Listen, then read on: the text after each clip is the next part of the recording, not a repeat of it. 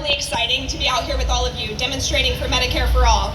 I'm a food service worker, and those of you who have been in that industry know that employer-provided healthcare is almost unheard of.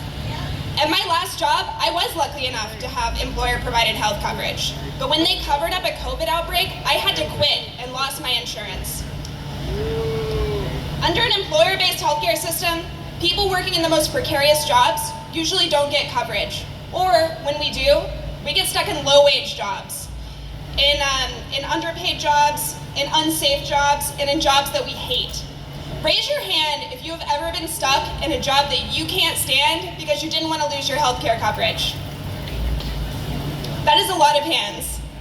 So why is it that, instead of the government simply providing care for everybody, workers are expected to either find a job that provides it, or shell out massive amounts of money a month for insurance, or worse, go without and end up using the emergency room for primary care?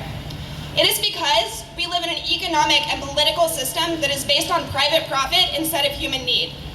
Under capitalism, so many people, either through lack of insurance or denial of benefits, lose their lives. When somebody shoots you dead with a gun, that's murder. But when health executives deny life-saving care to millions because it would hurt their bottom line, that's just business. But we are out here to disrupt that business, to say that healthcare is a human right, regardless of your insurance status, your checking account balance, your zip code, or your race. The COVID-19 pandemic put into sharp relief what was already clear, that a for-profit healthcare system is utterly inadequate. It highlighted the massive health inequity in our country. We were told that the virus strikes everyone equally, rich and poor, black and white.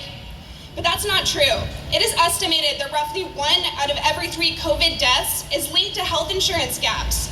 That is a whole lot of people who would have been alive today if they had had health insurance to treat their underlying conditions. We all watched as Pfizer and Moderna used government-funded technology to develop vaccines, profit to the tune of billions of dollars, and then fight tooth and nail to protect their so-called intellectual property, keeping life-saving vaccines from people in the rest of the world. The vaccine is great, but we didn't need Pfizer or Moderna profiteering off a pandemic. The government could have simply developed the vaccine, distributed it for free, and exported that technology to the world, saving perhaps millions of lives. But under capitalism, the profit margins of pharmaceutical companies are more important than human life. While well over 4 million people died globally from the pandemic, US billionaires raked in $1.8 trillion. Can you imagine all the things we could do with that money? When we win Medicare for All, and we are going to win, we need to make sure it's not half-assed. We need to demand high quality, free at the point of use healthcare that covers everybody's needs. We need it to be trans-inclusive. We need it to be available to immigrants. We need a massive investment in healthcare infrastructure in communities of color and poor rural areas, so people don't just have healthcare on paper, they have convenient care right in their neighborhoods. Do you know what politicians are gonna say? They're gonna say, oh, we can't afford all of that. Yeah, it's gonna be expensive. But if Jeff Bezos can take a joyride to space on a rocket fueled by underpaid wages, then we can take some of that money back from the rich and corporations to meet our basic needs. Speaking of politicians, let's talk about our Senator, Ron Wyden.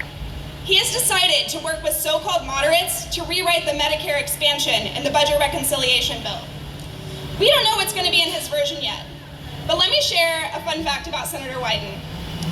Since the beginning of his career, he has gotten $4.6 million from the healthcare industry. But I'm sure that's not going to influence his work on the Medicare expansion, right? Let's do a little chant to encourage him to put the health of Oregonians over his corporate donors. But I'm going to need you guys to chant loud, okay? Because